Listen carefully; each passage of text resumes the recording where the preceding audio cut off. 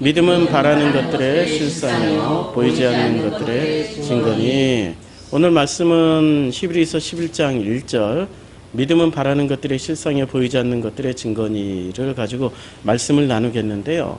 이 말씀을 3주에 걸쳐서 나누겠습니다. 왜냐하면 이 말씀이 히브리서 11장 전체의 개론과 같은 문을 여는 그런 말씀이기도 하고, 또 믿음에 대해서 가장 잘 표현한 어떤 말씀이기도 하고, 그래서 우리가 이 믿음에 대해서 정확하게 좀 알아야 되겠다라고 생각을 해서 3주에 걸쳐서 나누겠습니다. 오늘은 믿음, 그 다음에 다음 주에는 바라는 것들, 도대체 바라는 게 뭐여야 되는 건지, 바라는 게 무엇인지를 나누고요. 그 다음에 보이지 않는 것, 마지막에는 보이지 않는 것이 무엇인지, 그래서 이 바라는 것과 보이지 않는 것들과 믿음이 어떤 관계가 있는 것인지를 이렇게 나누겠습니다. 오늘 11장 1절 자체도 개론이 좀 필요해요. 11장 1절에 보면은, 자 보세요. 믿음이라는 것은 구체적인 겁니까? 추상적인 겁니까? 추상적이죠. 우리는 그렇게 배워왔어요. 한마디로 말해서 믿음이 명사입니까? 동사입니까? 라는 이런 질문을 우리 80년대, 90년대에 신앙생활을 했던 우리 같은 그때 당시에 젊었던 우리 세대들에게는 끊임없는 질문이었어요. 믿음이 명사라면은 어떤 결과를 초래하게 되냐면, 동굴 속에 앉아서 믿습니다, 믿습니다 라고 기도만 하면 되는 이러한 단어가 되는 거고, 믿음이 만약에 동사라면은 행동해야 되는 믿음. 그래서 80년대의 그 독재와 싸워야 되고, 이 사회의 부조리와 싸워야 되는 이러한 단어로 해석이 되기 때문에 믿음은 명사냐 동사냐라는 질문을 가지고 한동안 논쟁을 했던 시기가 있었죠. 그런데 이 믿음은 단어 자체가 우리가 듣기에 구체어가 아닙니다. 추상적인 단어예요. 추상이라는 것은 우리 머릿속에는 있지, 이게 분명히 현실로 나타나지 않는 이런 것을 추상이라고 그러지 않습니까? 그런데 이 문장 구조가 이렇게 되어 있어요. 믿음이라는 추상이 바라는 것들이 실상이 되고, 실상이라는 건 구체적으로 현실적으로 나타나는 거죠. 또 이 믿음이라는 추상이 보이지 않는 것들의 증거, 구체적인 현실이 돼서 나타난다라고 하는 이 구조로 되어 있습니다. 그러니까 11장 1절 구조 자체가 추상에서 현실로, 추상에서 구체화로, 관념에서 분명한 물질로 이렇게 나타나는 것이 믿음이다라고 이야기하고 있는 게 이 11장 1절의 해석입니다. 이 전체적인 개론 자체가, 11장 1절 자체의 개론도 무언가 이게 긴가 민가 했던 것들이 확실하게 드러나는 게 믿음이다라고 이야기하고 있습니다. 그러면 이런 관점에서 보면은 우리의 믿음은 어떻습니까? 우리의 믿음은 과연 이런 믿음으로 살고 있습니까? 라고 물어보면은 너무들 쉽게 대답을 해버려요. 우리 기독교인들은 어떻게 쉽게 대답하면, 믿습니다 하면은 천국 가지요, 믿습니다 하면은 소원 성취 만사 형통이 이루어지지요. 그게 현실이라고 생각하는 거죠. 구원이 현실이고 소원 성취 만사 형통이 현실이라고 생각하는 거죠. 그런데 구원받았다라고 하는 그 사람들 속에 또 소원 성취 만사 형통이 되었다라고 하는 그 사람들의 진짜 현실을 보면은 어떤 모습입니까?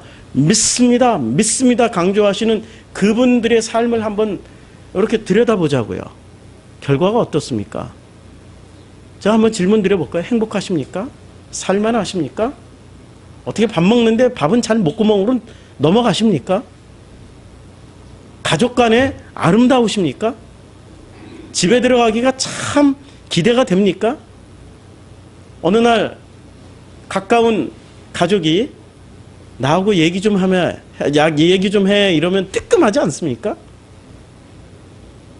실제로 우리의 모든 현실은 다 감추어버리고 어떤 포장지 하나를 예쁜 거 하나 꺼내놓고 믿습니다 했더니 이거 봐 축복받았다고, 이거 봐 잘됐다고, 이거 봐 구원받았다고, 이미 구원을 확증해놨다고 라고 포장지만 들이미는 예쁜 것만 보여주고 있는 그런 종교인들의 모습 아닙니까? 11장 1절은 대체적으로 이런 식으로 사용되어져 왔어요. 이런 것들이 얼마나 허구가 가득 차 있고 얼마나 엉터리 같은 믿음이었는지를 이 11장 1절 3주에 걸쳐서 할 때 오늘은 이 믿음이 진짜 믿음이 무엇이고 왜 우리는 그런 허구적인 그 포장지 같은 것들만 내놓는 그런 현실적인 그 비현실적인 사실은 비현실적인 그런 믿음을 우리는 믿고 있는지에 대해서 살펴보는 시간을 갖겠습니다. 그리고 또 한 번은 11장 2절에 보면 이는 선진들이 이로써 증거를 얻었느니라 해가지고 선진들이 나옵니다. 근데 선진들을 꼽아주는데 제일 먼저 누가 나옵니까? 4절에 보면 아벨이 나오고요. 5절에 보면 에녹이 나오고 7절에 노아가 나오고 8절에 아브라함이 나오고 그리고 사라가 나오죠. 11절에 사라가 나오고 20절에 이삭이 나오고 21절 야곱 23절 모세가 나옵니다. 그러니까 믿음의 선진들이라고 꼽아주셨던 분들 아벨, 에녹, 노아, 아브라함, 사라, 이삭, 야곱, 모세 이런 분들이 가지고 있었던 그 믿음이 도대체 어떤 믿음이냐. 우리는 대개 이렇게 생각하죠. 그냥 야 이분들이 믿음이 있었기 때문에 성공했고 출세했고 아까 제가 처음에 지적했던 문제 그대로 그분들이 뭐라고 구원받았지 않았냐고. 성공해서 민족의 지도자가 됐고 아브라함처럼 축복받고 자손의 축복을 하늘의 별과 같이 바다의 모래같이 그런 축복을 받지 않았냐라고 이야기를 하는데 과연 그랬을까? 그러한 것들을 제대로 이해하기 위해서 이러한 분들을 제대로 이해하기 위해서는 우리는 11장 1절을 완벽하게 이렇게 개념을 바꾸지 않으면은 이 종교화된 믿음이라는 이 개념을 바꾸어내지 않으면은 에녹에 대해서도 아벨에 대해서도 아브라함에 대해서도 우리는 전부 다 오해할 수밖에 없습니다.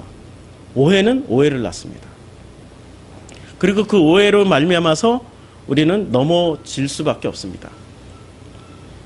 믿음이란 단어를 제가 한번 여기 써놨어요. 이 믿음이라는 것은 본래 헬라어에서 피스티스라고 쓰여졌는데요.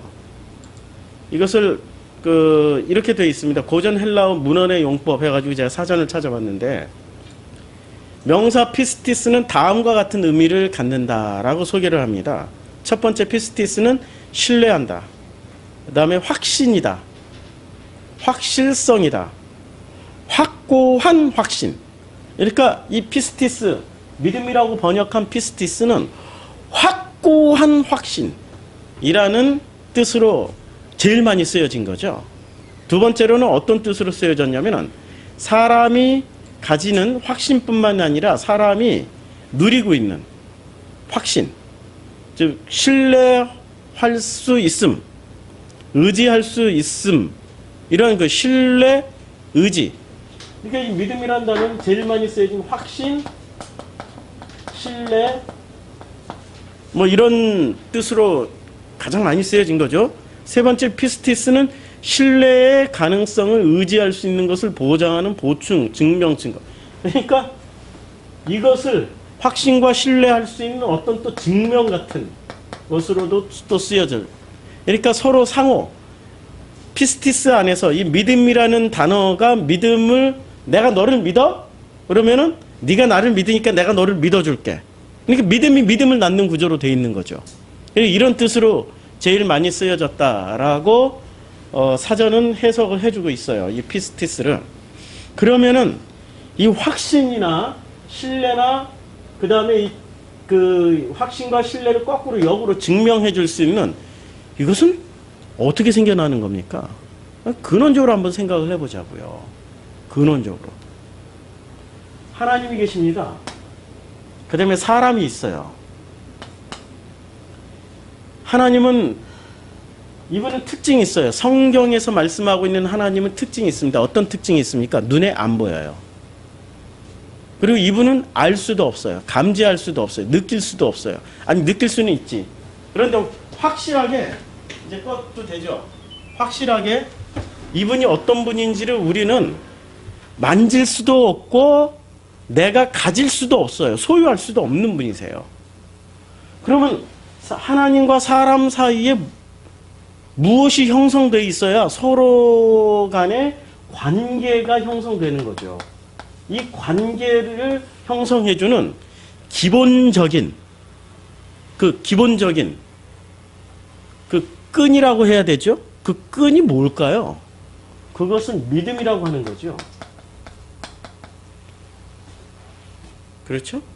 자, 제가 누군가를 정말로 사랑해요. 사랑하는데 보이니까 사랑할 수 있는 거죠. 근데 보이지 않으면 어떻게 사랑할 수 있죠? 그리고 내가 만질 수도 없고 내 옆에도 없고 있는지 없는지조차도 모르고 있는데 어떻게 사랑할 수 있죠? 확신도 없는데 확신한다라고 그래요. 아니, 존재의 확신도 없는데 어떻게 존재의 확신을 할 수 있어요? 그분을 신뢰도 할 수 없는데 어떻게 신뢰한다라고 얘기를 해요? 믿는다라고 얘기를. 이 피스티스 믿음이라는 말 안에는 확신, 신뢰, 증거, 증명이라는 단어가 다 들어가 있단 말이에요. 어떻게 이게 가능하죠? 그렇죠? 여기서 가장 큰 문제가 생겨나요. 믿음으로 말미암아 하나님과 내가 어떤 관계가 이루어졌고 이 관계의 또 다른 이름이 사랑이라는 관계야 라고 이렇게 말을 하려면은 이 믿음이 절대적인 어떤 관계 형성에 있어서 중요한 다리 역할을 해줍니다. 건너갈 수 있는 중요한 다리 역할을 해줘요. 그럼 이 믿음은 어떻게 해서 형성될까요? 믿음의 형성 과정을 보자고요. 믿음의 형성 과정에는 두 가지가 있다는 거 아십니까? 믿음의 형성 과정에 하나님과 사람 사이의 형성 과정이 있고 세상과 사람 사이에 형성되는 게 있어요. 그러면 하나님과 사람 사이에 형성될 때는 완전하게 형성됩니까? 퍼펙트. 완전이란 단어와 우리가 지난번에 여러 번 공부를 했죠. 온전이란 단어가 있는데 완전은 퍼펙트에 가까워요. 영어로 하면은 이게 맞나요? 스펠링이? 예. 퍼펙트에 가깝고 제가 영어를 하도 안 쓰다 보니까 스펠링 잘. 온전이라는 것은 단어가 이거죠. 홀. 그런데 이 홀이란 단어는 주로 그냥 있는 그대로. 우리말에는 온전이란 단어를 영어의 홀하고는 달라요. 홀은 그냥 전체 이런 뜻이지만 이것은 있는 그대로 그냥 있는 그대로 품어버린다라는 뜻이 온전이라는 품는다. 이게 온전이라는 우리말의 기본적인 뜻입니다. 있는 그대로 품는다. 그러면은 하나님이 사람을 이제 이 사이에 이건 믿음이라는 거, 믿음을 형성하는 그 관계를 설명하는 건데 하나님과 사람 사이의 믿음은 완전한 믿음이 되어야 될까요? 온전한 믿음이 되어야 될까요? 온전한 믿음이어야 되죠. 왜냐하면 이분은 완전하신데 이분이 완전하지 못해. 이 문제가 발생해요. 하나님은 완전하세요. 그런데 사람은 완전하지가 못해요. 왜 완전하지 못할까요? 피조물이니까. 이분은 창조주시고 이분은 피조물이세요. 확실하게 차이가 있는 거죠. 피조물은 아무리 완전해지려고 노력을 해도 완전해질 수가 없어요. 완전해지려고 노력하는 것 자체도 그게 불완전한 노력일 수밖에 없다라는 거죠. 그래서 이 하나님과 사람 사이의 믿음은 어떤 믿음이냐면 온전한 믿음이 돼야 돼요. 왜냐하면 이 사람이 불완전한 사람을 하나님이 믿어줄 때는 완벽한 존재가 믿어줄 때는 품는 믿음이어야 돼요.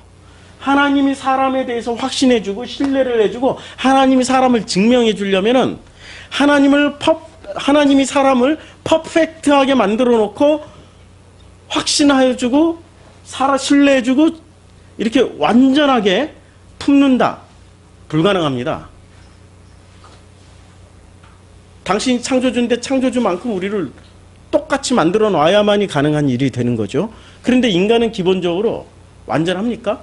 우린 다 알잖아요. 솔직하게 고백하면은 나같이 불안정한 인간이 어디 있습니까? 그렇죠? 나같이 불완전한 인간은 아무리 찾아봐도 뭐 다 불완전하죠. 완벽한 존재는 없는 거죠. 아니 인간뿐만이 아니라 모든 피조 세계는 다 불완전해요. 그래서 하나님이 우리를 믿어주는, 그래서 여기서는 사랑의 이 믿음이라는 방식이 어떻게 되냐면 하나님이 나를 믿어주셔야 돼요. 하나님이 나를 믿어주시는 것을 온전하다고 하는 거예요. 왜냐하면 불완전한 나를 믿어주시는 것, 불완전한 나를 확신하게, 확신 있게 신뢰를 해주시고 증명을 해주시니까 이것은 온전한 믿음이에요. 그런데 세상이 사람을 믿어줄 때는 어떤 방식으로 믿는지 아십니까? 세상이 세상은 불완전합니까? 아니면 완전합니까? 여기는 불완전이죠. 피조물이니까. 이 세상 자체가 다 피조물 아니에요? 근데 불완전한 게 불완전하는 것을 믿을 수가 있을까요? 기본적으로 그건 믿을 수가 없는 구조예요. 불완전한 게 불완전한 것을 어떻게 믿어요? 믿는다라는 것 자체가 다 거짓이죠. 그래서 이 피스티스가 나중에는 계약 용어로 사용됩니다. 계약.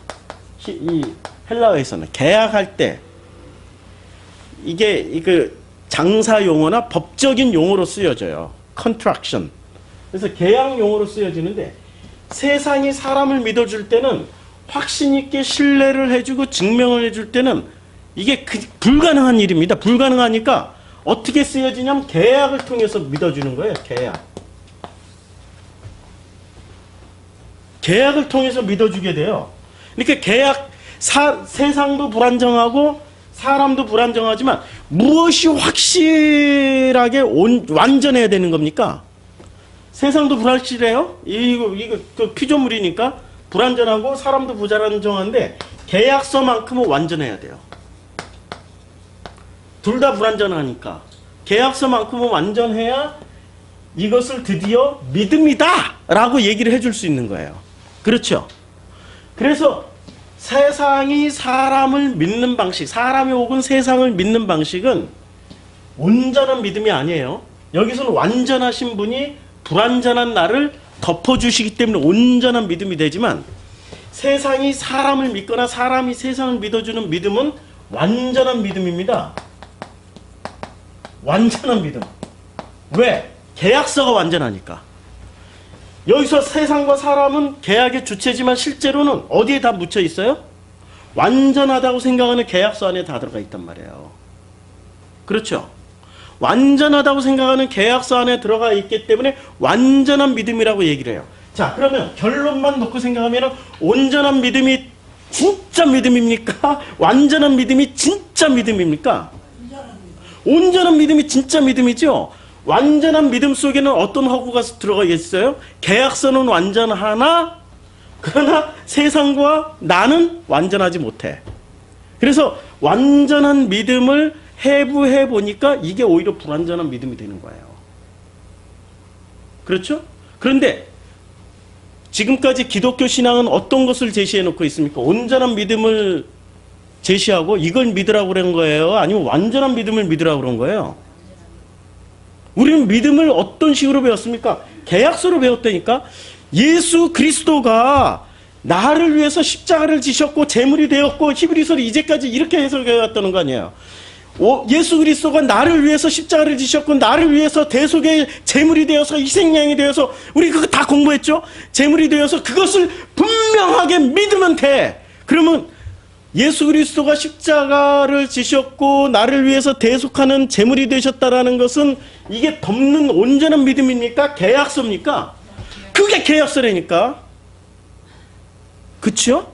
이제까지 히브리서 11장 1절을 이렇게 설교했어요? 온전한 믿음으로 설교했어요? 완전한 믿음으로 설교해왔어요? 완전한 믿음으로 설교해왔기 때문에 우리는 이것을 따라가면 따라갈수록 어떻게 돼? 공허하고 허무하고 이게 뭔가 이상하고 안 되고 우리 그런 경험 이제까지 하면서 살아왔단 말이에요. 그렇죠? 그러다 보니 여기서 편법이 생깁니다. 이쪽에서 편법이 생기는데 어떤 편법이 생기냐면 계약서는 완벽해. 계약서는 완벽해. 그런데 세상과 사람은 완벽하지가 않아. 그래서 여기에 완벽이라는 존재를 누구를 넣어놓냐면 하나님이라고 넣어놔요. 그러니까 이렇게 자꾸 치장을 하는 거야. 치장을 하다 보니까 더욱 완벽해지는 것처럼 보여. 그러니까 여기 계약서에 문제 제기를 하면은 하나님이 만드신 계약서인데 예수 그리스도를 부인하다니 네가 이단이야, 이런 식으로. 이제까지 기독교 2000년사에 이 공식을 건드리는 사람은 다 이단됐어요.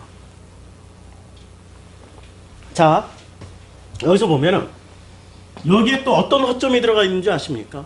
이 하나님을 여기다 집어넣는 순간 하나님은 계약서를 완벽하게 만들어주는 존재입니까? 하나님 자체가 이미 완벽하신 분인데 하나님이 더 높아요? 계약서가 더 높아요? 아니, 계약서를 높여주기 위해서 하나님을 동원한 거죠? 그렇죠? 계약서가 더 높은 거예요. 하나님은 계약서의 하부 구조야. 그냥 계약서를 증명해주는, 증명의 단계. 문제가 심각하죠, 지금. 이게 신학의 모순이라니까요. 이게 서구 신학의 모순이에요.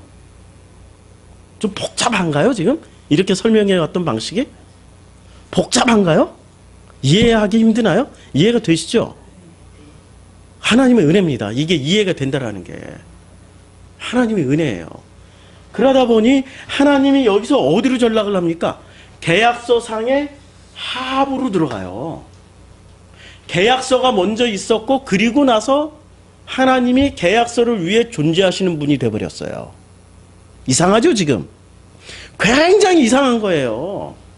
아주 이상한 거예요. 이거는 진짜 너무너무 이상한 거예요. 그런데 우리는 이것을 모르고 어떻게 신앙생활을 했습니까?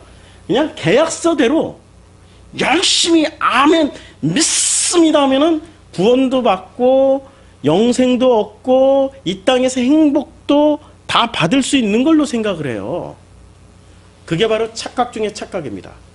왜 그 가장 큰 착각에 가장 큰 착각을 하게 만드는 가장 큰 원인은 뭘까요? 주체가 하나님이 하나도 없는 거예요. 무엇이 주체가 되어 있죠? 요 밑에는? 여기서는 하나님이 주체예요. 하나님이 사람을 덮어버리니까 온전한 믿음이 된 거예요. 근데 여기서는 누가 주체가 된 겁니까? 세상이 주체가 된 거죠. 그래서 성경에서는 하나님 나라와 세상 나라의 싸움이라고 그랬어요. 이렇게 교묘하게 숨어 있었어요. 이렇게 교묘하게 우리가 그동안 평생을 믿고 믿습니다 하고 따라왔던 그 믿음 안에 놀랍게도 하나님이 주인공이시고 하나님이 주체가 되고 하나님이 우리의 모든 것이 되시는 그분이 아니라, 말은 그렇게 하지만 실제 내용물을 보니까 계약서가 주체가 되어 있는 거예요. 그 계약서는 누가 만들었습니까? 세상과 사람이 합의해서 만든 거예요, 그냥.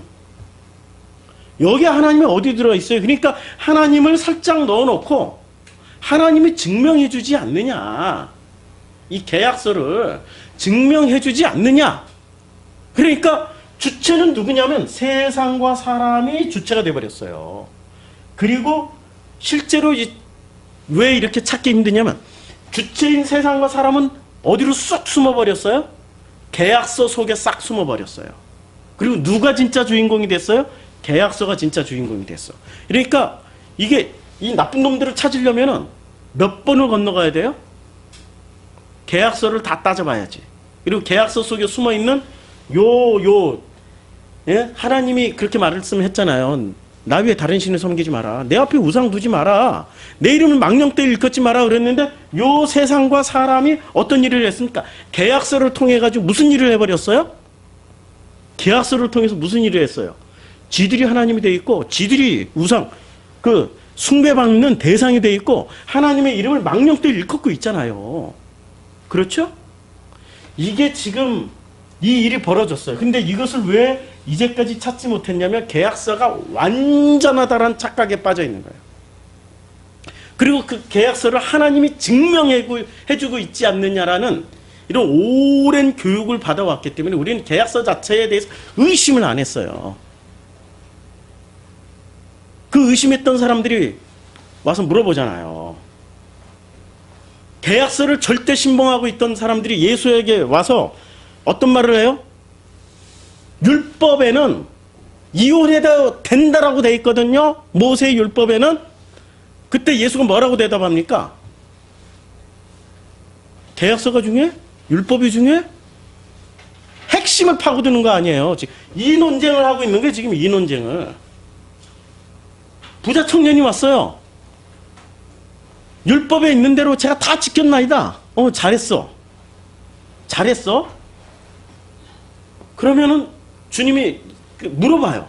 뭘 물어보죠? 1계명부터 10계명까지 있는데 몇 계명부터 물어봅니까? 5계명부터 물어보잖아요. 10계명까지. 앞에 1, 2, 3계명 안 물어봐요. 이건 당연히 자기는 지켰다고 생각하지만 주님은 당연히 안 지켰다고 생각하고 이건 묻지도 않아. 그 사람이 지킬 수 있는 5에서 10계명만 딱 물어봐요. 그치요? 그때 이 부자 청년이 어떻게 대답을 합니까? 다 지켰나이다. 다 지켰나이다. 주님이 이거 부정을 안 해요. 그런데 한 가지 딱 핵심. 1에서 3계명의 핵심을 딱 찔러버려요. 내 소유를 다 팔아 가난한 자들에게 나눠주고 그리고 나서 나를 따라와 봐. 나를 따라와 봐 했더니 따르라 했죠. 따르라. 따르라 했던 말은 나를 따라와 봐. 이런 말이죠. 못 따라가죠. 왜 못 따라갈까요? 예? 왜 못 따라가죠? 핵심이 찔렀어요. 네가 가지고 있는 계약서 파괴하고 온전한 믿음으로 나와봐 라고 했더니 자기가 이미 완전한 인간, 계약서상으로 보니까 완전한 믿음을 가진 사람이에요. 온전한 믿음을 말하고 있는 예수를 따라갈 수가 없는 거야. 믿음이 다르다니까. 부자 청년이 가지고 있는 믿음은 완전한 믿음이었어요. 근데 예수는 아버지의 사랑으로 덮어버리는 온전한 믿음을 말씀하신 거예요. 아버지가 믿어주니까 나도 아멘 하는 그런 믿음이죠. 믿음은 있잖아요. 하나님으로부터 출발해서 사람에게 내려오는 겁니다. 이게 프로슈크마의 기본 구조예요. 믿음은 하나님으로부터 사람으로 내려오는 게 믿음이고 사랑도 하나님으로부터 시작해서 사람으로 내려오는 게 사랑이에요. 그렇죠? 그런데 우리는 어떻게 오해를 하고 있냐면 서로 사랑하라 이러면은 세상과 사람이 서로 사랑해야 되는, 사람과 사람이 서로 사랑해야 되는 이런 걸로 이해를 해요. 그래서 사랑도 똑같이 이렇게 이해를 해요. 지금 믿음을 이 사랑도 있잖아요. 사랑의 기본 구조는 하나님이 사람을 사랑하는 거예요. 이게 기본 구조고 이걸 설명하기 위해서 성경이 다 쓰여진 거라니까. 하나님이 사람을 이처럼 사랑하사. 이걸 설명하기 위해서 성경이 다 쓰여졌는데 사람들은 5에서 10계명만 지키면은 다 사랑한 줄 알아. 아니라니까. 착각 중에 이런 큰 착각이 어디 있습니까? 완전히 엄청난 착각이죠. 그렇죠? 사랑도 하나님으로부터 사람으로, 믿음도 하나님으로부터 사랑으로. 그러면 소망, 우리가 가졌던 믿음, 소망, 사랑, 그 중에 제일은 소망도 하나님으로부터 사람으로가 제대로 된 소망이죠. 그런데 사람들은 이걸 다 바꿨어요. 뭐로 바꿨어요? 세상과 사람이, 사람과 사람이 믿어주고 사랑하고 소망을 가져주는 것을 하나님의 뜻이 이 땅에서 이루어지는 걸로 착각해버린 거예요. 완전 착각이죠.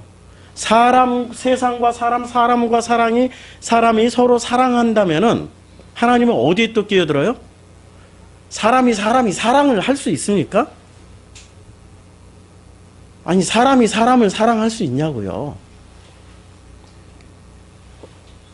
저는 솔직하게 고백을 하는데요. 진짜 솔직하게 고백하는데 이제까지 내가 누군가를 진심으로 사랑해 본 적이 있었나라고 되돌아보니까 아무도 없었어요. 어머니, 아버지 사랑한 적이 없었어요. 그분들은 나를 사랑해 주셨을런지 몰라도 나는 결정적일 때 언제나 나 중심적으로 내 것 챙기고 내 주장했고 그분들 속상하게 만드는 것에 더 많은 사건 사고를 일으켰지 그분들을 사랑한 적이 없었어요. 심지어는 우리 아들 딸 내가 사랑했나? 라고 진심으로 물어보니까 사랑한 적이 없어요. 내 소유를 다 팔아가지고 아들 딸에게 줘본 적이 없어. 이거 다 주면은 요 자식이 나중에 나를 배신할 거 아니야? 그래 조금씩은 남겨놔. 어딘가 반드시 어딘가는 조금씩은 남겨놔. 100% 줘본 적이 없다니까요. 사랑해본 적이 없. 100 여기는 온전이라는 거는 잘 보세요. 여기는 100%가 가능한 거예요. 왜냐하면 아버지가 100%로 나를 덮어버렸으니까 100%의 믿음이 되는 거고 온전한 믿음이라는 것은 놀랍게도 100%의 믿음이 되는 거고 100%의 사랑이 되는 거고 100%의 소망이 되는 거예요. 그런데 세상과 사람이 서로 사랑을 하게 되면은 어떤 일이 벌어지냐면 이 세상과 이 사람이 서로 믿고 서로 사랑한다고 하지만은 이게 100%가 될까요? 어디서만 사랑하게 되고 어디서만 소망하게 되고 어디서만 믿음을 가지게 될까요? 계약서 안에서만 가능해요. 계약서 안에서. 그렇죠? 계약서 안에서만 서로 신뢰하고 사랑한다라고 이야기할 수 있고 사랑하는 그만큼만 사랑하는 거지 계약서만큼만 사랑하고 계약서만큼만 소망을 갖는 거예요. 그러니까 이건 100%라고 얘기해도 100%입니까? 이건 절대로 100%가 될 수가 없어요. 그런데 사람들은 어떤 걸 100%라고 믿고 있습니까? 요걸 100%라고 믿고 있어요. 그렇죠? 그리고 100%가 안 되니까 어떻게 해요? 하나님은 사랑이시야. 우리가 그 사랑을 받았기 때문에 100%라고 믿어줘. 라고 이야기를 하고 있죠. 그러니까 주체는 누구예요? 사람이 주체고 하나님은 무슨 역할을 합니까? 보조 역할. 하나님은 어디다 뒀어요? 사람의 하부 구조에다 둔 거죠. 인간의 하부 구조에다 뒀어요. 세상과 인간의 하부 구조에 하나님을 깔고 앉아가지고 하나님이 하셨다고 막 입술로는 그렇게 고백을 해. 입술로는 그따위 식으로 고백을 한다니까. 하나님이 하셨습니다. 뭐 성전 대단하게 지어놓고 하나님이 하셨습니다. 입술로는 그딴 식으로 고백을 해요. 그리고 헌금이 나와야 이게 빚을 갚아 나가도 융자를 어마어마하게 받아서 지었을 거 아니에요. 하나님이 하셨습니다 했던 그 성전을 지으려면 거의 무슨 1조 가까운 돈이 8천억인가 그렇게 지었으니까 헌금이 안 나오니까 11조 안 하면 우리 교회 교인이 아니라고 막 이딴 소리하고 11조 내라고 강조하고 지금 거기 큰일 났어요. 그런 소리 나오면은 저는 역으로 생각을 해. 야, 교회가 헌금이 안 거치는구나. 빚 갚기에도 허덕허덕하고 있구나. 아, 이거 이제 조만간에 붕괴가 되겠구나. 야, 이게 큰일 났구나. 역으로 생각을 한다니까. 이게 하나님이 사실은 모든 것에 어떤 분이십니까? 이분이 창조주세요. 이분이 주인이세요. 근데 이 하나님을 어디다 놔버린 거예요? 두 개의 구조 중에 세상이 사람을 가르칠 때는 계약서를 중심으로 해서 계약서를 보충해주는 하나님으로 하나님을 활용해버린 거예요. 이걸 믿음이라고 생각을 했던 거죠. 그래서 우리는 이 믿음이라는 것을 깊이 생각을 해보지 않으면은 내가 가지고 있는 믿음이 진짜 온전한 믿음인가 아닌가라는 것에 대해서 우리가 반성을 많이 해야 됩니다. 어느 정도로 반성을 해야 되냐면 난 크리스찬이세요. 이분은 유시민 씨라고 유명하죠. 이분은 난 크리스찬인데 이분이 이런 얘기를 했어요. 어떤 얘기를 했냐면은 이분이 이제 기독교인은 아니에요. 어느 종교도 소속되어 있는 분도 아니고 어느 종교도 가지고 있지 않은 분인데 감옥에서 좀 오래 있었어요. 아시죠? 감옥에 오래 있으면서 무슨 일을 했냐면 이분이 작가예요. 작가. 이분이 최초로 세상에 알려지게 된 거는 물론 그 80년대에 그 학생 운동 때문에 세상에 최초로 알려졌지만 그 서울대 프락치 사건으로 알려졌지만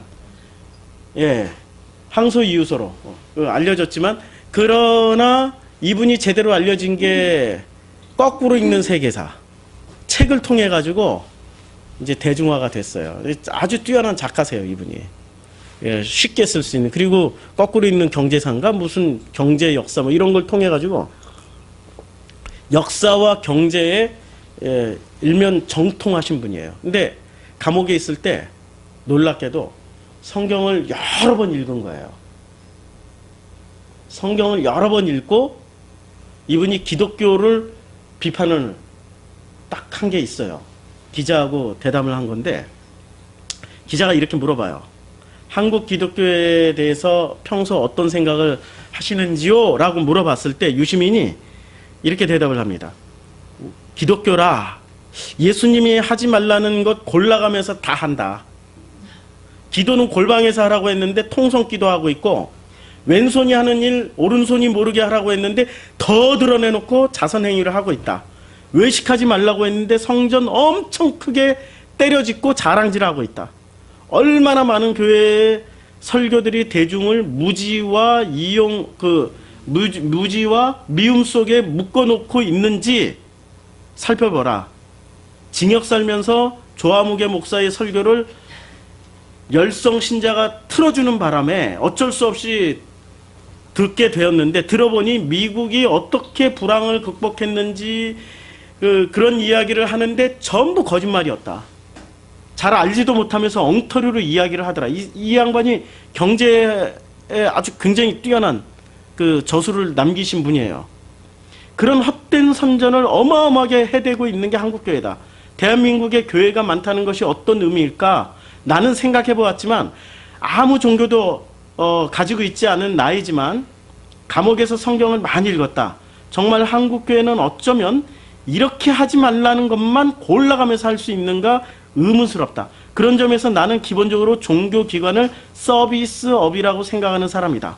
정신적인 안정, 그것이 장시간 지속되는 것이든 단기간 사람을 마취시키는 것이든 그걸 주는 대가로 헌금을 받는 서비스업이라고 생각한다. 그러나 상도덕은 지키고 하자. 지금 한국교회가 하는 것을 보면 이것은 거의 절망적이다. 내가 사는 일산에 교회가 엄청 많은데 밤에 네온사인 켜져 있는 것을 보면 엄청 무섭고 끔찍하더라. 뭐 이런 그 논쟁을 이런 그 대담을 하는 것을 아마 찾아보면 나올 겁니다. 인터넷에 많이 돌아다니고 있을 텐데 이 내용이 무슨 내용입니까? 우리가 믿음은 바라는 것들의 실상에 보이지 않는 것들의 증거니에서 이 믿음에 대한 오해부터 시작된 거 아닙니까? 이 믿음이라는 거는요, 믿음을 다시 정리하면은 믿음은 하나님으로부터 사람에게 내려와야 되는 거죠. 그렇죠?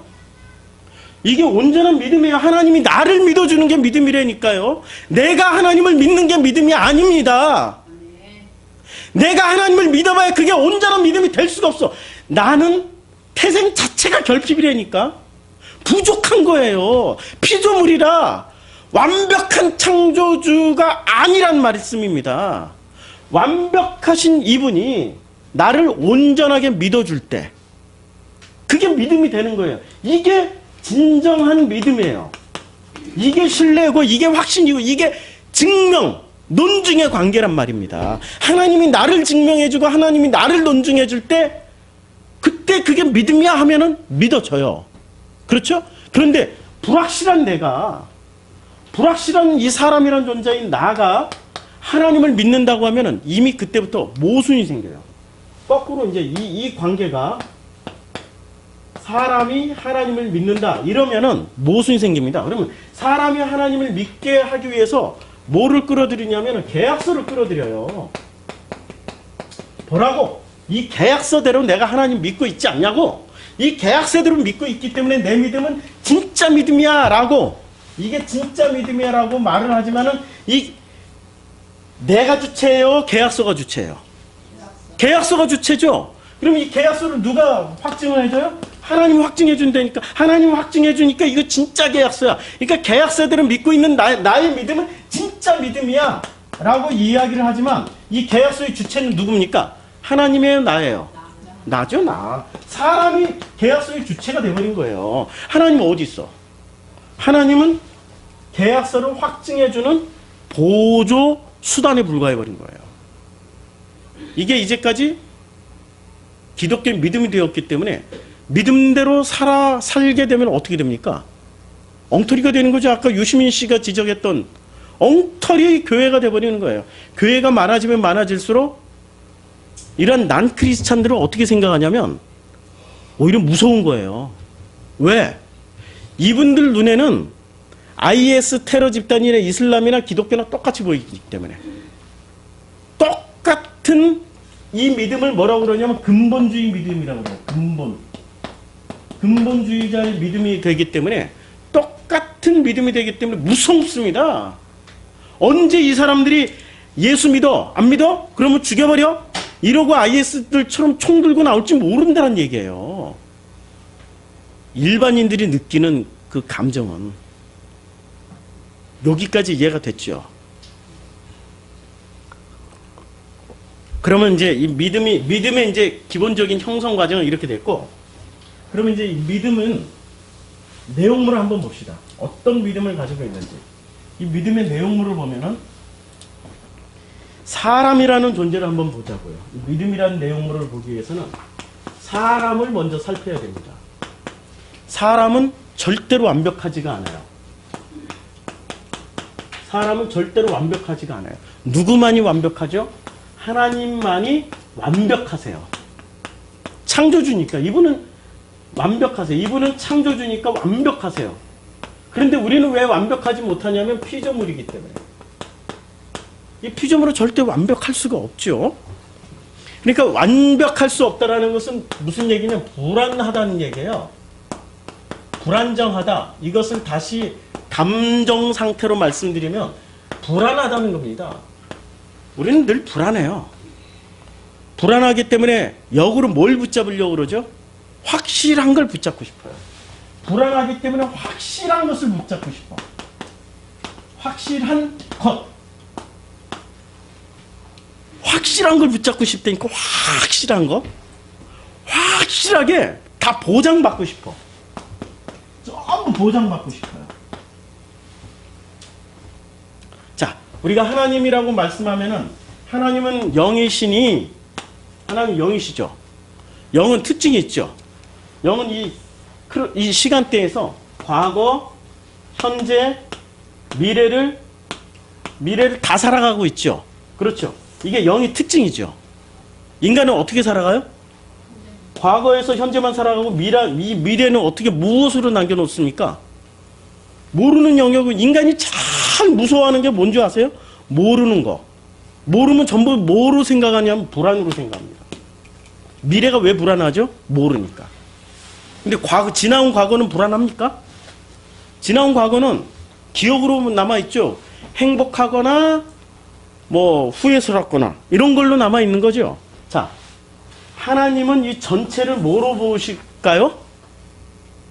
태초부터 종말까지. 하나님은 이것을 당신은 믿음으로 봐요. 왜? 누구의 믿음? 당신이 창조하셨던 믿음으로 봐요. 그러면 인간은 태초부터 자기 태어난 날부터 죽는 날까지 이건 믿음으로 볼까요? 절대 그렇게 안 봐요. 자, 보세요. 나라는 존재가 태어났어요.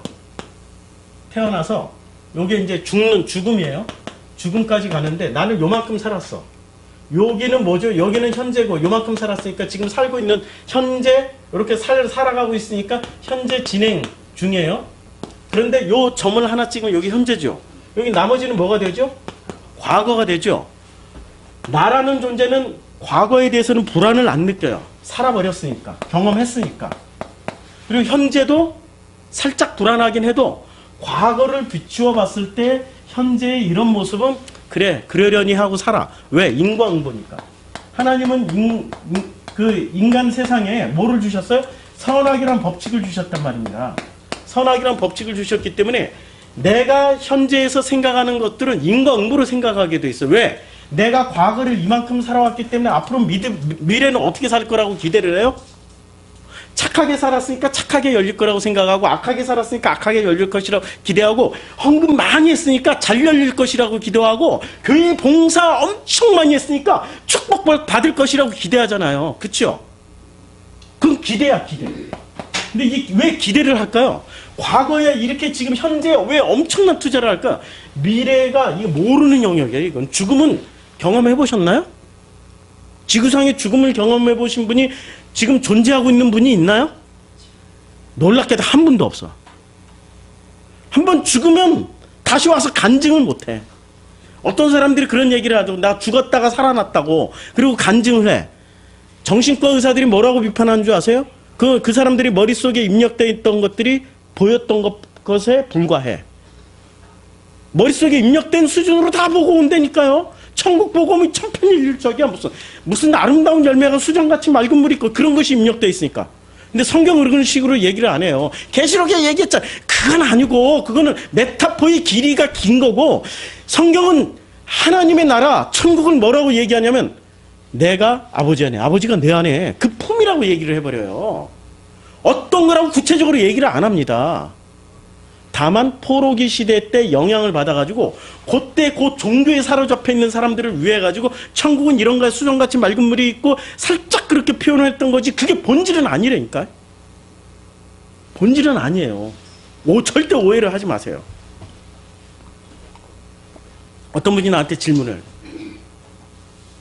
어떤 분이 저한테 개인적으로 그 질문을 하셨어요. 우리 인터넷 성도님들, 요번에 그 26일 그 이학권 목사님 그 세미나 때 저희 교회에서 한 20여 명 참석을 했고, 우리 인터넷 성도님들이 제가 확인한 것만 20여 명 참석하셨어요. 더 많이 참석하셨어요, 사실은.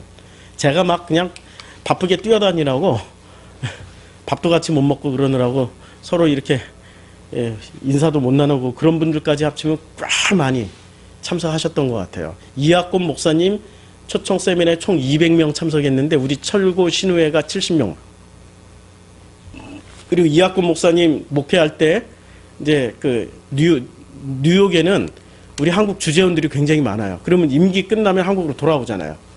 그런 분들이 또 한 30-40명. 그리고 이제 이학권 목사님 그 인터넷 보고 오신 분들 빼고 나머지는 다 우리야. 굉장히 많이 참석하시고, 우리 인터넷 성도님들이 전국 각처에서 필리핀, 일본, 뭐 베트남, 또 어디지? 중국 이런 데서 다 오셨어요.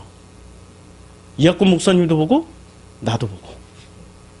아주 그냥 제가 깜짝 놀랐어요. 야, 우리 프로시코마이가 야, 참 제가 위로를 받더라고요. 힘을 얻고, 아, 이렇게 드러내놓지는 않더라도 말씀을 듣는 분들이 있구나. 심지어는 어떤 분은 제 설교를 딱 설교만 나가면 3번 이상을 듣고 노트를 다 해서 계속 가르친데, 노트를 들고 오셨어요. 노트로. 이런 노트를 들고 오셨어요.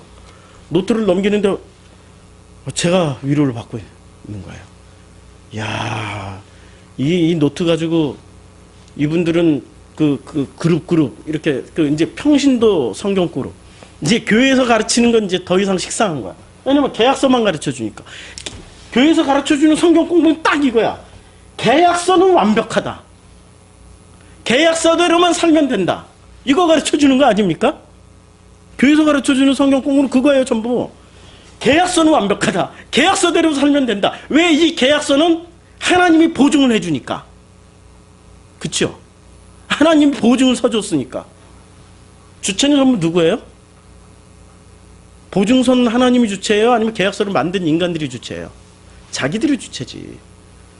그런 것을 성경 공부하고 설교라고 듣고 있으면 얼마나 허무하고 공허하고 외롭고 불확실해집니까? 불확실하니까 뭐를 하는 줄 아세요? 자, 정치 용어 중에 제가 정치를 했다는 거 아니에요.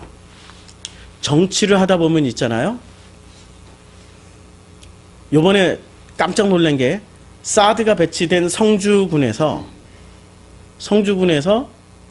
이 홍 후보에 대한 표가 더 많이 나왔다라는 게 사람들이 쇼크를 받았어요. 80%가 홍준표 표가 나왔어요. 아니 사드를 철회할 수 있는 사람의 이게 투표를 한 게 아니라 사드를 거기다가 해야 된다라고 하는 사람의 표가 더 많이 나왔다니까요. 근데 저는 안 놀랐어요. 그게 정치 테크닉이거든요. 정치 테크닉 중에는 자기가 기득권을 가지고 있는 여당이 자기 표를 더 많이 나오게 하려면은 그 지역에 폭탄을 하나 던져버립니다. 해결을 안 해줘요. 그럼 이 사람들은 여당이 나쁘다, 뭐가 나쁘다, 막 그냥 맨날 시위하고 반대하죠. 근데 막상 표를 찍을 때는 어떻게 되는 줄 아세요? 막상 표를 찍을 때는 야당은 힘이 없어. 그리고 그 여당 정치인이 우리가 힘이 있으니까 나를 찍어주면 내가 바꿔줄 수 있어 라고 물밑 작업 들어가면 확 돌아서 버립니다. 그게 정치예요. 그래서 정치는 드러난 언어와 뒤에 감추인 언어가 철저하게 달라요. 해석을 철저하게 다르게 해석을 해야 돼요. 자, 종교가 마치 정치와 똑같다라는 거 아세요? 요만큼이 뭐가 되는 거죠? 불확실이 되는 겁니다. 불안한 거예요. 불안하면은 요 과거에 요것을 이용해가지고 뭐를 팔아먹어요? 확신을 팔아먹어요. 확신을 팔아먹는다니까? 확신. 대표적으로 이 확신을 팔아먹었던 종교가 기독교였다는 거 아시죠? 언제 팔아먹었어요? 면죄부 팔아먹었어요.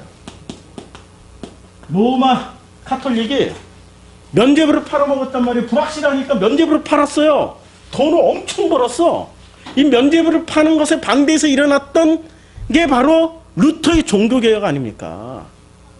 그렇죠? 이 과거를, 자, 그러면 종교는 뭐를 팔아먹는 단체냐면 정치하고 똑같이 확신을 팔아먹어요. 무슨 확신을 팔아먹습니까? 구원의 확신, 축복의 확신, 영생의 확신, 천국의 확신을 팔아먹어요. 그리고 그 팔아먹은 것을 뭐라고 선전을 하는 줄 아세요? 그게 믿음이야. 확신을 갖는 게 믿음이라니까 이러고 장사를 해먹어요. 확신을 갖는 게 믿음이야. 그러면 이들이 말하는 믿음은 누구의 확신이죠? 자기네들이 말하고 있는 계약서의 확신을 보라고. 계약서에 이렇게 쓰여졌다니까 계약서를 믿으라고. 그리고 그 계약서를 하나님이 확증해 주지 않았냐고. 그렇죠? 자, 그래서 그 관점에서 1절을 한번 읽어볼게요. 믿음은, 이 계약서에 쓰여져 있는 이 믿음은 너희들이 바라고 있는 구원과 축복에 대한 실상이 되는 거고, 그쵸? 그거 이제 그대로 읽는 거예요. 그대로 우리 관점을. 그리고 보라고. 보이지 않는 것. 이 미래, 이 얼마나 불안해. 그 미래, 죽음 이후에 일어나고 있는 이 미래와 죽음 이후에 일어나고 있는 보이지 않는 것들의 증거가 믿음이야. 이 계약서라니까? 그러니까 믿어! 말 되죠? 우리는 이런 식으로 배워왔단 말이에요. 11장 1절을. 그런데 이것을 이 관점으로 한번 보자고요.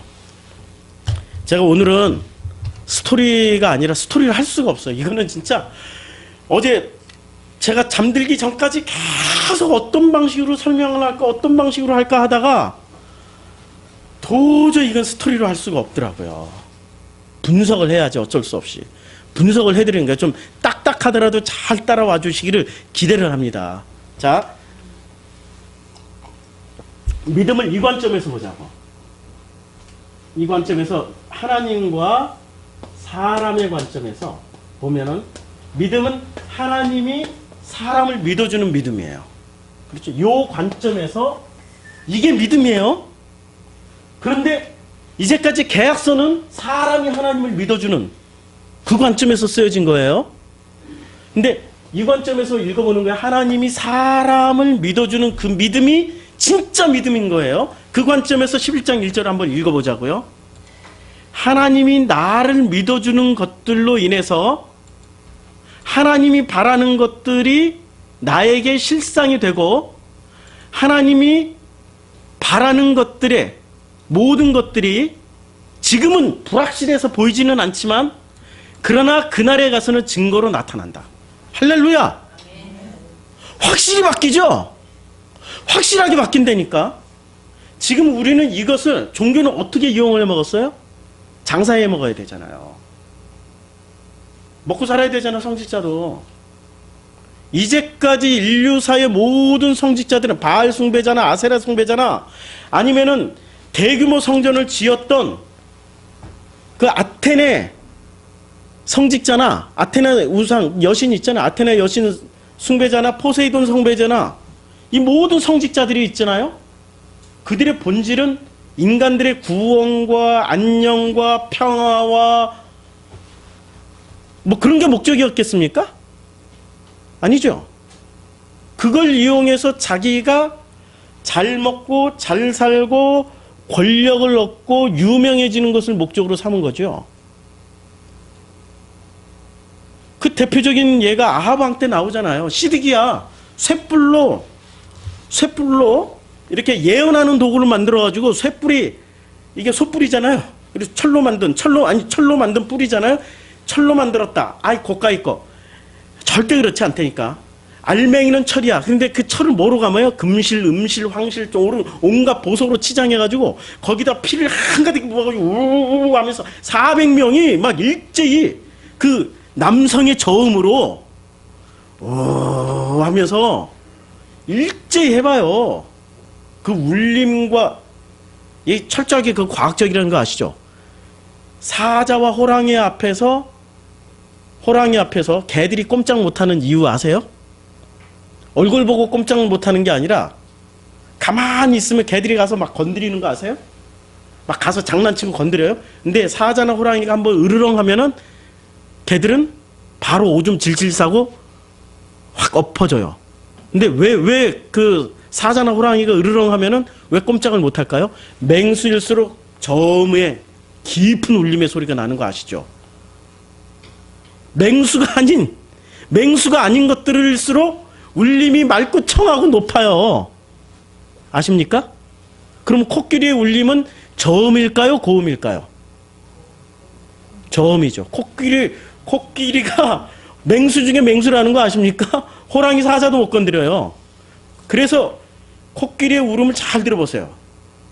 사자, 호랑이와 같은 저음으로 울려요. 그래서 모든 종교의 예식의 기본 음은 저음입니다. 그래 대표적인 음이 오음이잖아요. 옴마니 밤매음. 제가 안 나와 이 목소리가 저음이. 근데 티베트 고승들은 이걸 얼마나 훈련을 하는지 이 사람들이 단체로 모아가지고 몇백 명이 옴마니 밤매음 하면은 사람들이 그 저음 앞에 어떤 마음을 가질까요? 두려움을 가져요. 우리는 초식성과 잡식성을 다 가지고 있는 맹수도 될 수도 있고 토끼도 될 수 있는 그런 심성을 가지고 있기 때문에 우리보다 더 무서운 저음으로 내버리면은 사람들은 그 앞에서 바짝 긴장하고 안 죽으려고 마치 거대한 사자 앞에 호랑이 앞에 서 있는 그 사슴 새끼처럼 꼼짝 못하고 있다라는 거 아십니까? 종교는 기가 막히게 과학입니다. 기가 막히게 과학이에요. 이제까지 존재했던 지구상에 존재했던 모든 종교는 기가 막히게 과학입니다. 무엇을 이용해 먹으려고? 시스템을 유지하려고. 이 세상이라는 시스템을 유지하는데 최고의 파트너는 종교라는 거 아시죠? 이 세상이라는 시스템을 유지하는 최고의 이 베이스먼트는 종교입니다. 종교가 이 세상을 유지해주는 최고의 역할을 하고 있어요. 그래서 전 세계의 어떤 통치자든 어떤 왕이든 어떤 대통령이든 종교는 못 건드려요. 종교를 건드리면 어떻게 되죠? 자기의 권력 기반 시스템이 무너지니까. 절대 종교는 건드릴 수가. 종교를 개혁하는 대통령이야말로 최고의 개혁 대통령입니다. 종교는 개혁의 대상이지 유지의 대상이 아니에요. 인류로 보면, 나라는 존재로 보면은 종교 때문에 내가 하나님을 못 만나고 있다는 거 아십니까? 종교 때문에 하나님과의 깊은 인격적인 관계를 못하고 있다는 거 아십니까? 종교가 이 모든 인류의 발목을 붙잡고 하나님의 사랑을 받지 못하게 만들어요. 하나님이 나를 믿어주는 믿음을 의심하게 만든다니까? 너의 행실을 봐. 하나님이 너까지 거 어떻게 믿어줘? 너를 어떻게 사랑해? 네가 회개하고 네가 뉘우치고 네가 바닥에서 기고 그런 음성을 나처럼 이렇게 소리 질러가면서 하면 아무도 겁을 안 내. 근데 이들이 역으로 한다니까요. 저음으로 종교 예식을 가지고 깊은 울림으로 해버리면 사자 앞에 선 토끼 새끼 마냥처럼 살려주세요, 살려주세요 하고 끌려가요. 이게 이제까지 인류가 해왔던 종교의 어떤 행태 중에 하나였습니다. 믿음을 가장한 거죠. 믿음을 팔아먹은 거죠. 그래서 하나님이 하나님이 사람을 믿어주고 하나님이 사람을 사랑해주는 게 이게 기본적인 믿음과 사랑의 그 방향성입니다. 하나님이 나를 믿어줘야 되는 거죠. 그러면 나란 존재는 하나님이 나를 믿어주니까 나는 뭐가 되어 있는 거예요? 하나님 나를 믿어주니까 나는 그냥 믿음이 되어 있는 거예요. 하나님이 믿음이 되어 있는 거예요. 그렇죠. 근데 이제까지 찬송가나 복음성가는 뭐가 되어 있어요? 내가 주님을 사랑하고 내가 주님을 믿어주고 내가 주님을 믿는 믿음으로 천국 가리라. 전부 주체가 뭐가 되어 있죠? 나지요, 나. 절대 갈 수가 없어요. 왜냐하면 이분은 완전하신 분이고 우리는 불완전한 인간이기 때문에. 자, 그러면 이 불완전이라는 것을 다시 한번 여기 돌아올게요. 요 불완전이라는 이제 현재부터 시작해가지고 요 미래 죽음까지 요걸 가지고 장사해먹는 사람들에 의해서 우리는 이 장사하는 사람들이 뭐를 팔아먹었어요? 이제까지 확신을 팔아먹었어요. 확신! 그 확신이 뭐냐? 다른 말로 얘기했죠. 믿음 피스티스는 확신이라고. 그러니까 믿음을 팔아먹은 거야. 모든 종교는 다 똑같아.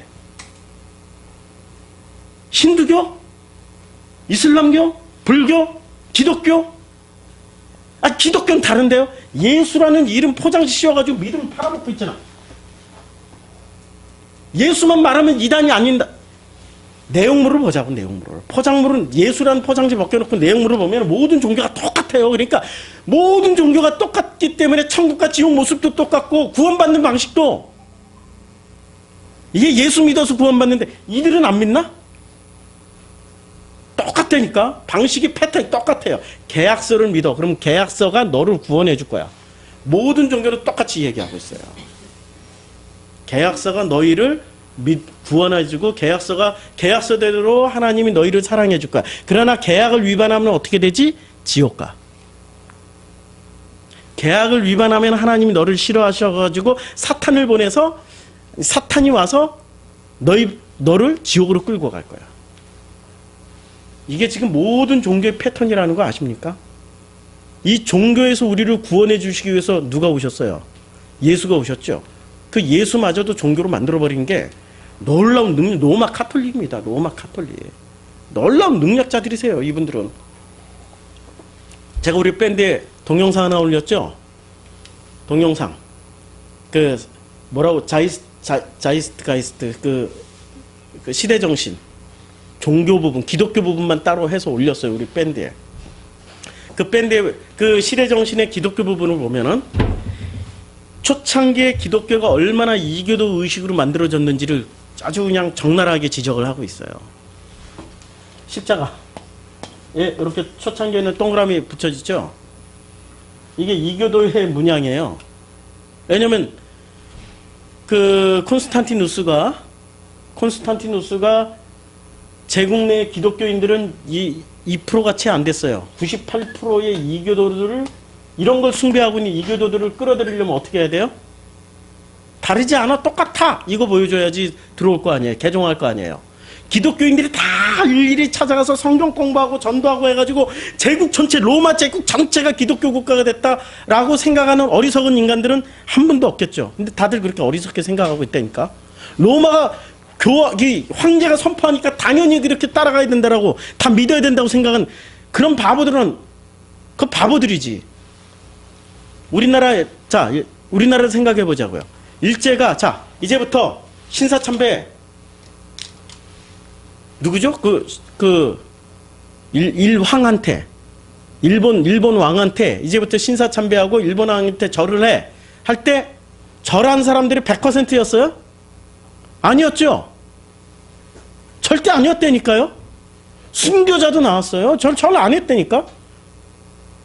모두 상투 자르고 창씨개명해 할 때 전부 다 상투 자르고 창씨개명을 했나요? 안 했다니까요? 국가 권력이 강제로 하더라도 안 하는 사람들이 있어요. 콘스탄티누스가 기독교를 공인했다고 100% 일순간에 다 기독교가 됐다라고 착각하면 큰일 나고, 그렇게 기독교가 되면은 심각한 거예요, 그거는.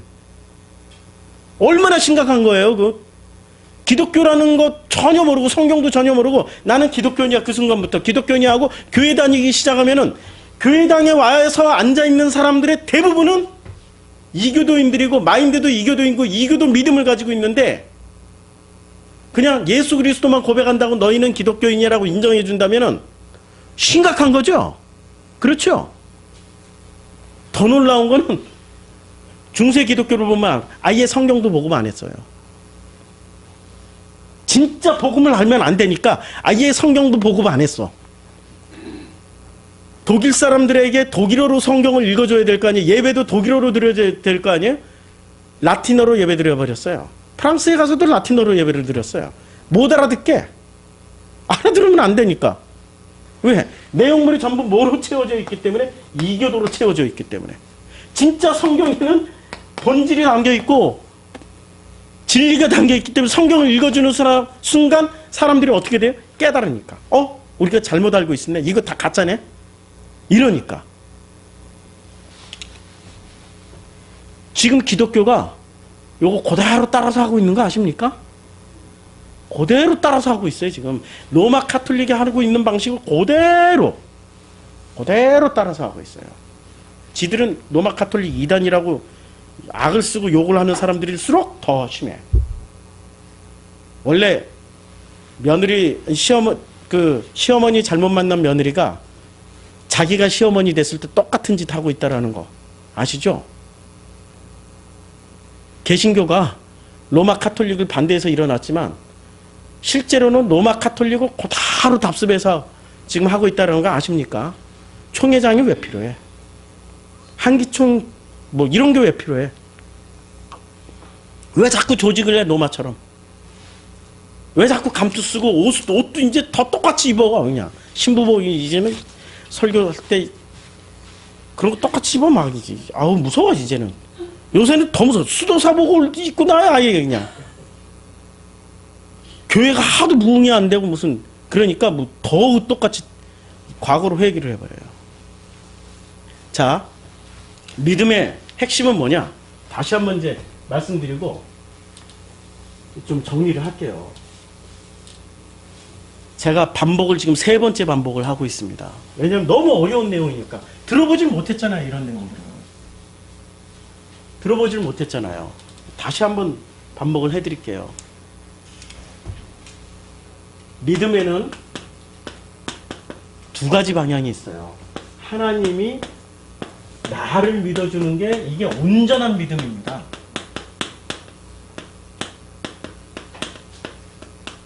이 믿음이야말로 우리가 구원받을 믿음이에요. 하나님이 나를 믿고 있다라는 믿음을 가져야 돼. 믿어라! 라고 말을 할 때는 주님이 나를 믿어주시는 믿음을 내가 믿어야 되는 거라니까요. 그런데 사람이, 이게 나죠, 나. 사람이라고 숨길 필요 없어. 나가 하나님을 믿고 있는 믿음을 완전한 믿음이라고 그래요.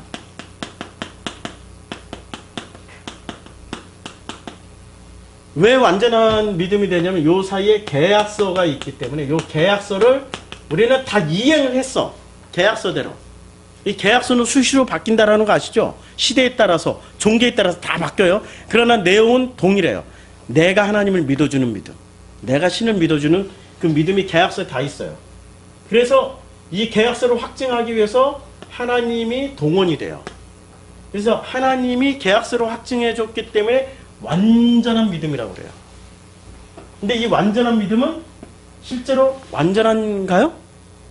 아니죠. 주체가 하나님이 아니기 때문에, 창조주가 아니고 주체가 누구였어요? 피조물이기 때문에 완전하지가 않고 이건 불완전한 믿음이야. 믿음. 근데 온전한 믿음은 하나님이 나를 믿어주는 믿음이기 때문에 실제 내용으로는 뭐죠? 이거 완전하지만 불완전한 걸로 해석이 되지만 온전한 믿음이 비로소 완전한 믿음이에요. 완전하신 하나님이 나를 믿어주는 믿음이기 때문에 이걸 믿고 가는 거야.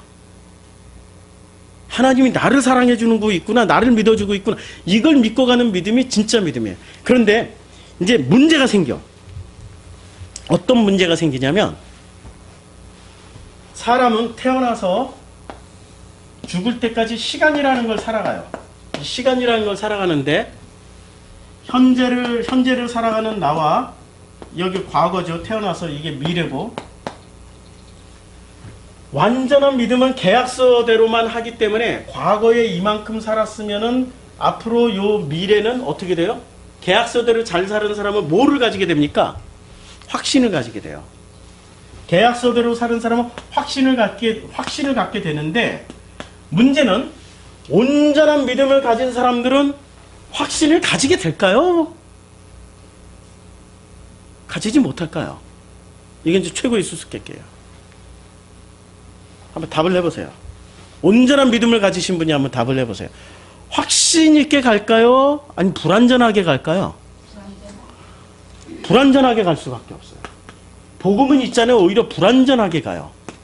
종교는 확신 있게 간다니까요. 종교는 확신 있게 가요. 나 구원 받을 거야. 난 축복 받을 거야. 막 확신 있게.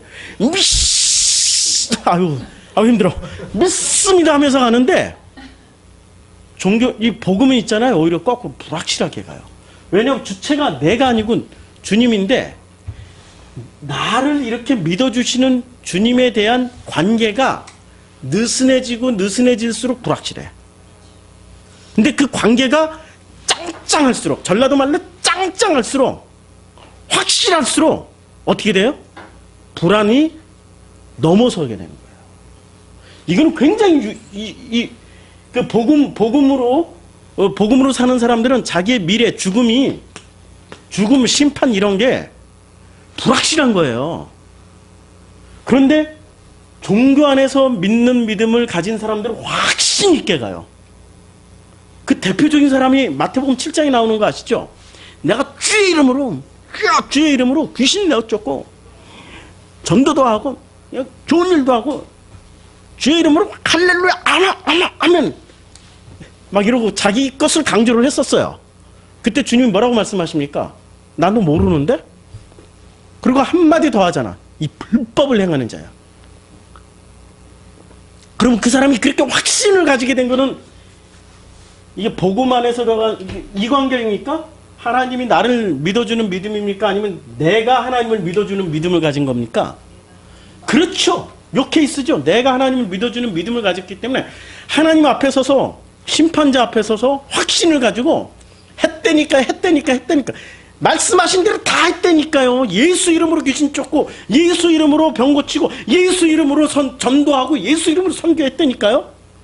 예수 이름으로 교회 세우고, 예수 이름으로 목회하고, 예수 이름으로 성경 공부 가르치고 다 했다니까요. 확신 있게 얘기하잖아요. 그렇죠. 그런데 주님이 한 방에 끝내버리잖아요. 거기서는 불완전한 사람은 심판의 대상이 아니었어요. 나 같은 인간이 어떻게 해? 그런 사람은 아예 나오지도 않아. 어떤 사람들만 나와요? 확신을 가진 사람들만 나와요. 그래서 종교는 이 확신을 가지고 끝까지 뭐를 해요? 사람을 넓은 길로 인도해요. 그건 넓은 길이죠. 넓은 길로 인도하면서 여기에 이거 보라고 많은 사람들이 가고, 이제까지 인류의 역사에 이렇게 가고 있으니까 이 길로 참여하라고 불러들여요. 마치 우는 사자처럼. 우는 사자는 죽은 자들 안 물어가요. 살아있는 불완전한 사람들을 물어가요. 맞죠? 불완전한. 자, 그러면 신천지로 넘어가는 사람들이, 확신 있는 사람들이 넘어가겠습니까? 불완전한 사람들이 넘어가겠습니까? 확신한 사람들은 아무리 신천지에서 꼬셔도 안 넘어간다니까? 확실하니까! 근데 넘어간 사람들은 불완전한 사람들이 넘어가는 거죠. 근데 실제로 알곡은 누구예요? 이제 보이시죠? 바울이 보세요. 바울의 인생이, 이 사람은 다메섹을 기준으로 해서 확신이 사울 시절에, 여기는 바울 시절, 사울 시절이 더 확신에 차 있었습니까? 바울 시절이 더 확신에 차 있었습니까? 당연하죠. 사울 시절은 확신에 차 있었으니까. 사람 죽이러 다니잖아. 사람을 죽일 정도면은 확신에 찬 거예요. 그런데 바울이 되고 나서, 다메섹 이후 바울이 되고 나서는 죽이러 다닙니까? 죽임 당하러 다닙니까? 바뀌었어요. 죽이러 다니는 게 아니라니까? 자기가 죽임 당하러 다녀요. 죽는 곳으로만 찾아다녔어. 죽는 곳으로만. 그럼 바울이 죽는 곳으로 찾아다닐 때는 동시에 뭐가 있었습니까? 여기 이제 바울의 신비가 있어요. 불확실과 확신이 동시에 다 이루어진 사람이에요. 그러니까 자기의 불확실이 있기 때문에 바울의 초창기 예루살렘 총회 때의 모습하고 다음에 디모데 전 후서가 쓰여질 때 바울하고 모습이 같을까요? 다르죠. 그렇죠? 확신이 있었지만 불확실한 자기 자신을 보면서 그는 갔어요. 자, 이런 얘기하면 또 사람들이 어떤 반응을 보일지 모르지만, 예수님, 이 예수님은 하나님이시죠? 그리고 철저한 인간으로 오셨죠? 인간으로 살면서 하나님의 능력을 행사하셨죠? 그러면 이분은 인간입니까? 하나님입니까? 이게 초대교회, 지금 히브리서가 쓰여졌던 시절의 논쟁이었어요. 인간이었을까요? 하나님이었을까요? 그러니까 이게 어느 쪽에도 대답하기 힘드니까 계약서 위반이 될 수도 있으니까 잘못 얘기하면 계약 위반이 되잖아요. 돌맞아 죽잖아요. 그러니까 인간이기도 하고 하나님이기도 하고. 그는 성경을 잘 읽어보시고 저는 예수님이 인간으로 오셨다는 걸 철저하게 나와 같은 심성을 가지고 있다고 생각을 합니다. 나처럼. 만약에 하나님으로만 오셨다면 이분은 무엇을 가지고 있는 완전하신 분이세요. 그러니까 예수님 안에는 무엇이 담겨 있어요? 두 가지가 다 담겨 있는 거예요. 예수라는 이름 안에는 확신과, 완전과 온전히 다 담겨 있는 거예요. 그쵸? 우리는 이것만 생각하니까 완전하신 분만, 나라는 존재로 오신 거예요. 지금 나처럼. 완전과 온전히 담겨 있어요. 그것의 완전과 온전히 완벽하게 드러났던 자리가 어딘지 아세요?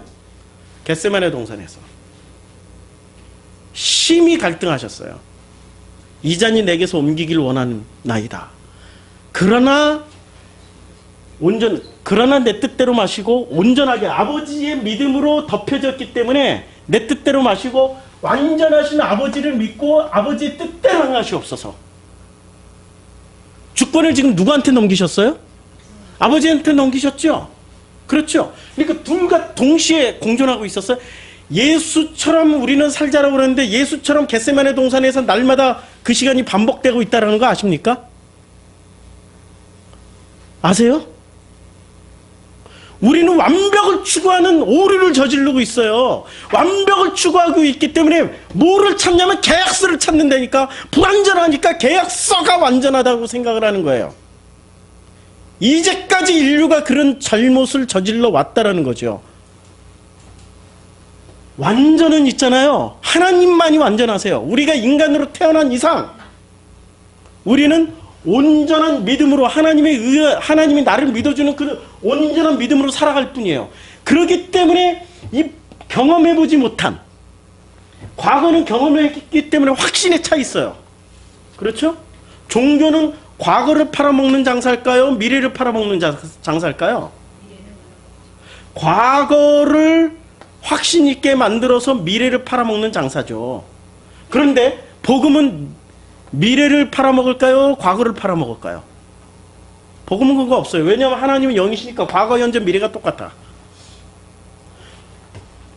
똑같다니까?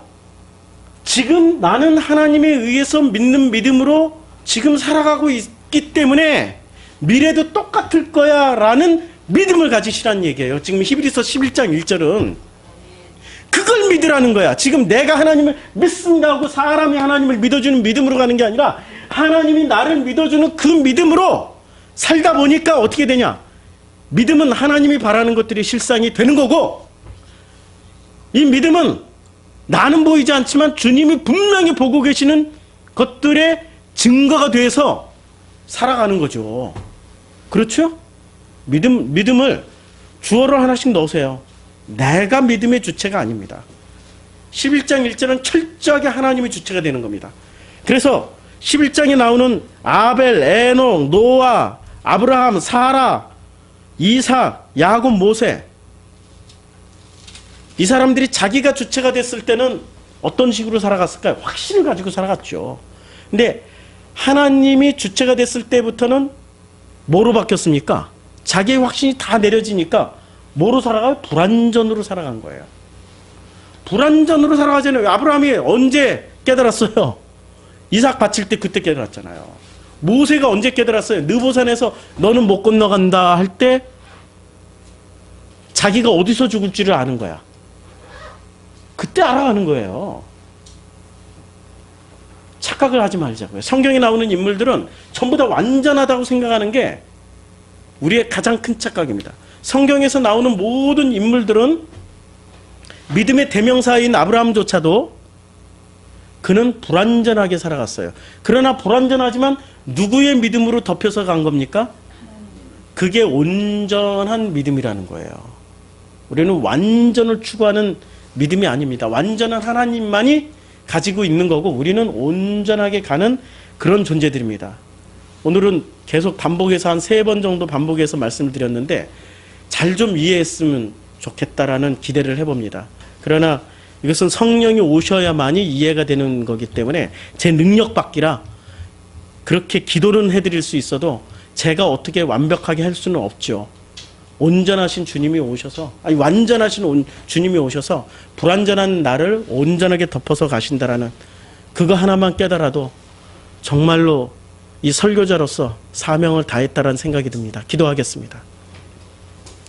믿음은 바라는 것들이 실상에 보이지 않는 것들의 증거다라고 말씀하셨을 때 그 믿음은 내가 주어가 아니고 아버지가 주어가 되고 아버지가 주체가 되어서 나를 믿어주는 믿음이라는 것을 알게 해 주시옵소서. 이제까지 종교는 거꾸로 내가 믿었으니 아버지께서 나를 사랑하시고 내가 믿었으니 아버지께서 나를 구원해 주시고 내가 믿었으니 아버지께서 나를 축복해 주신다라는 이런 거꾸로 된 믿음을 이제는 내려놓고 아버지가 나를 믿어주시니 아버지가 우리를 믿어주시니